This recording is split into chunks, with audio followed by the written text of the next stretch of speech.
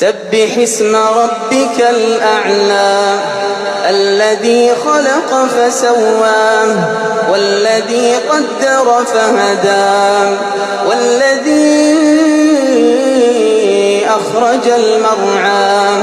فجعله غثاء أحوى سنقرئك فلا تنسى إلا ما شاء الله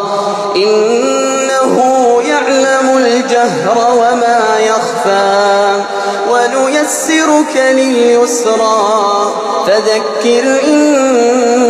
نفعت الذكرى سيذكر من يخشى ويتجنبها الأشقى الذي يصلى النار الكبرى ثم لا يموت فيها ولا يحيا قد أفلح من تزكى وذكر اسم ربه فصلى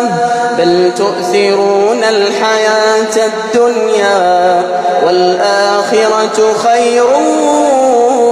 وأبقى إن هذا لفي الصحف الأولى